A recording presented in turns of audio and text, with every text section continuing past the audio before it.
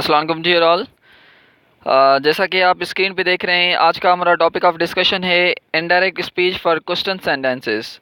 तो हम indirect speech जो है असर्टिव सेंटेंस पे मैंने पहले 6 लेक्चर बनाए थे। तो असर्टिव सेंटेंसेस की हम जो है वो कैसे डायरेक्ट से इनडायरेक्ट स्पीच बनाए। तो in this lecture we will be focusing on the indirect speech of interrogative sentences. तो इंट्रोगेटिव सेंटेंसेस जो होते हैं वो दो किस्म के होते हैं। एक जो है WH वाले होते हैं, दूसरे जो हैं येस नो क्वेश्चंस वाले होते हैं। For example, do you play cricket? Yes. Are you absent? Yes. Are you absent? No. Okay, तो इस तरह से येस नो में जो जवाब दे सकें उसको आप येस नो क्वेश्चन कह सकते हैं। ये अमूमन स्टार्ट होते हैं do, does, is, am, are, was, were, shall, have, has, had से जो स्टार्ट होते हैं उसको हम येस नो क्वेश्चंस बोलते हैं। तो देखते हैं इनकी जो है वो इनडायरेक्ट स्पीच कैसे होंगी। तो जो फर्स्ट रूल है आपको वो रिमेंबर रखना है, वो ये रखना है कि कामा, इनवर्टेड कामास विल बी रिमूव्ड। यहाँ पे इनडायरेक्ट स्पीच बनाने के लिए ये असर्टिव सेंटेंस में भी रूल फॉलो हो रहा था, तो आप कामा और इनवर्टेड कामा इनडायरेक्ट स्पीच में नहीं लगाएंगे। तो सेकंड जो है वो आपको ये याद रखना है, जैसे हम असर्टिव सेंटेंसेस में डेट लगा रहे थे तो यहाँ पे आप डेट इस्तेमाल नहीं करेंगे। तो that will not be used in indirect speech in question sentences. The conjunction that is used in direct speech of all positive sentences.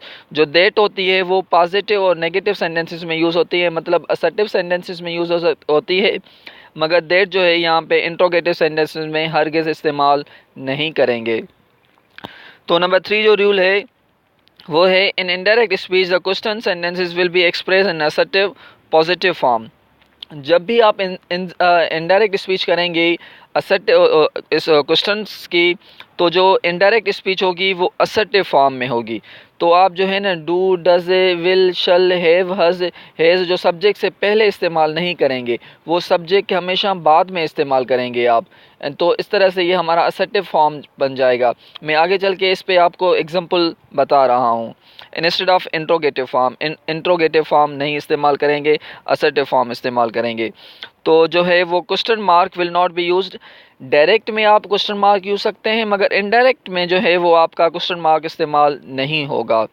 The verb such as से और टेल, अगर कोई भी वर्ब इस्तेमाल हो रहा है से या टेल और इसकी सेकंड फॉर्म जो है सेड और टोल्ड, तो इसको आप रिप्लेस करेंगे, इसमें या के आस्क में यूज़ करेंगे या इंक्वायर में यूज़ करेंगे। तो उसके अलावा ये आपको याद रखना है, जब भी आप आस्क में यूज़ करेंगे तो आप उसके साथ कोई भी प्रपोजिशन नहीं लगाएंगे। For example, she says, she asked me, she asked. अगर इंक्वायर्ड यूज़ करें तो उसके साथ आप ऑफ प्रपोजिशन लाजमी लगाएंगे।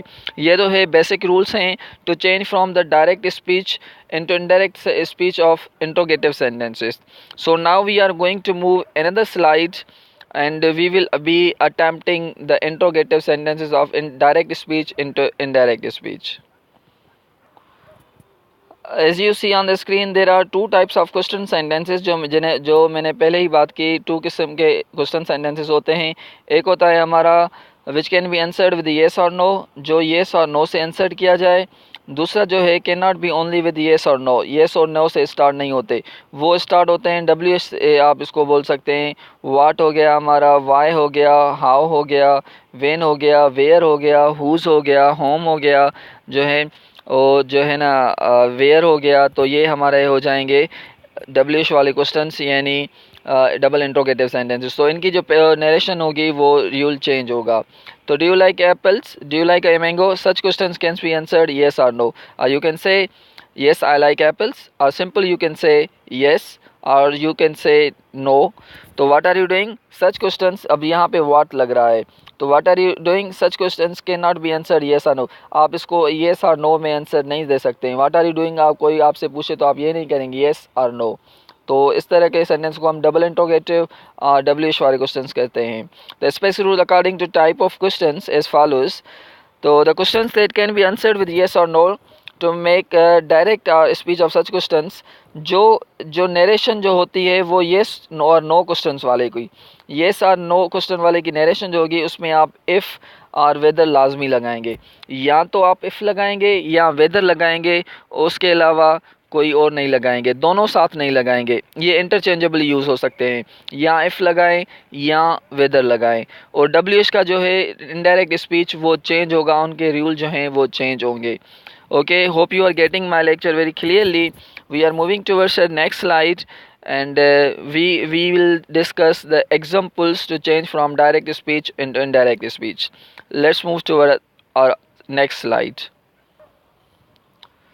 So see, both words if और whether, या तो आप if यूज़ करेंगे या तो है आप इसमें जो है वो weather इस्तेमाल करेंगे। ओके, तो या तो आप if यूज़ करेंगे या weather इस्तेमाल करेंगे, इन दोनों में से कोई भी इंटरचेंजेबल होगा। तो सी डेविड सेड टू मी, यहाँ पे पास्ट है, ये याद रखना है, यहाँ पे पास्ट लाजमी होना चाहिए, अगर पास्ट नहीं होगा तो टेंस चेंज नहीं होगा। They said to David said to me do you like coffee, तो डेविड आस्ट मी, यहाँ पे आप आस्ट भी लगा सकते हैं, या तो उसके अलावा जो है आप इंक्वायर्ड ऑफ भी लगा सकते हैं, इट्स ऑफ योर चॉइस, या इंक्वायर्ड ऑफ लगाएं या आस्ट लगाएं। मी, तो उसके अलावा आप इफ़ भी यूज़ कर सकते हैं। देखें, इफ़ सारों सेंटेंसेस में इंट्रोगेटिव में इफ़ यूज़ हुआ है, इफ़ या इफ़ यूज़ करें या वेदर यूज़ करें, ये आपकी मर्ज़ी है, या इफ़ यूज़ करें या वेदर यूज़ करें, it's of your choice. Okay, या वेदर यूज़ करें या इफ़ यूज़ करें, उसके अलावा या आस्ट यूज़ करें या इंक्वायर्ड ऑफ यूज़ करें, इस ऑफ योर चॉइस, ये आपकी चॉइस है। तो डू यू लाइक कॉफ़ी, तो ये क्वेश्चन कह रहा है, यानी यू जो यू है वो ऑब्जेक्ट के साथ चेंज होता है, यानी यू जो है वो ऑब्जेक्ट के साथ चेंज होता है, तो ये इसके साथ हो जाएगा। मी जो है ऑब्जेक्टिव केस है, ये डायरेक्ट इनडायरेक्ट के रूल में मैंने फर्स्ट लेक्चर में बताया था आपको कि जो है हमारा प्रोनाउन किससे चेंज होगा, आई और वी सब्जेक्ट के साथ चेंज होते हैं, और यू जो प्रोनाउन है वो ऑब्जेक्टिव केस के साथ चेंज होते हैं, ही शी इट जो है वो चेंज नहीं होते। तो David said to me do like coffee, तो ये प्रेजेंट सिंपल टेंस है, ये चेंज हो जाएगा पास्ट सिंपल में। David asked me if I liked coffee, देखें आई सब्जेक्ट है, लाइक्ड वर्ब है, और कॉफ़ी ऑब्जेक्ट है, तो ये अफर्मेटिव सेंस में यूज़ हो रहा है, इंट्रोगेटिव में नहीं हो रहा। जो हमने पहले रूल पढ़े change from interrogative sentences of direct speech and indirect speech, उसमें हमने ये भी पढ़ा था रूल कि असर्टिव फॉर्म में आप चेंज करेंगे, इंट्रोगेटिव फॉर्म नहीं यूज़ करेंगे इनडायरेक्ट स्पीच में। तो आई लाइक कॉफ़ी ये जो है वो असर्टिव फॉर्म है।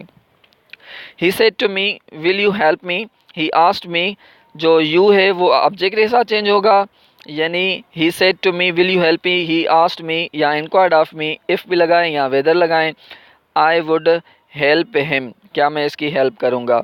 She said to me can I use your phone, जो आई है देखो मैंने पहले ही बताया था, जो आई और वी है वो रिपोर्टिंग स्पीच के सब्जेक्ट के साथ चेंज होता है।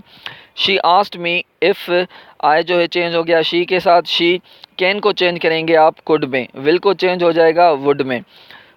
If she could use my phone. They told me have you gone to London, they asked me or they inquired of me. If you जो है वो ऑब्जेक्ट के साथ चेंज होता है, ऑब्जेक्ट हमारा मी है तो इसको सब्जेक्ट के केस में चेंज हो जाएगा, तो आई हो जाएगा। If I had gone to London. उसके अलावा देखें, he said to me did you meet your friends, he asked me if I had meet my friends. You जो है वो आई में मी में चेंज होगा, मी जो है आई के साथ होगा। He asked me if I had met my friend. देखें जो पास्ट सिंपल है, डिड जो है वो पास्ट सिंपल को रिप्रेजेंट कर रहा है, तो हमारा रूल है direct to change from the direct speech indirect speech, हम चेंज करेंगे पास्ट सिंपल को पास्ट परफेक्ट में।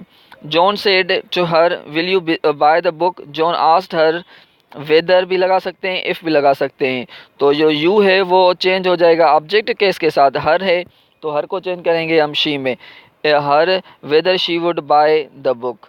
She said are they waiting for me, she asked whether they were, जो प्रेजेंट कंटिन्यूस है वो चेंज हो जाएगा पास्ट कंटिन्यूस में, दे है वो वेदर दे जो चेंज नहीं होगा, दे वर वेटिंग फॉर हर। तो देखें इस तरह से हम चेंज कर सकते हैं डायरेक्ट स्पीच को into indirect speech. If you like my video then do share with your friends, with your colleagues, and do inform others, and do subscribe my channel. I will keep uploading on the lectures on different topics. Inshallah we will be covering on basic English, secondary English, advanced English up to the PCS CSS level, and we will also be discussing the past papers of English in different tests like FPSC, PCS, SPSC, JST, Sakraibi University, and different other exams, NAB, NTSC. So do keep in touch, and we will meet to another lecture. Till date, Allah Hafiz.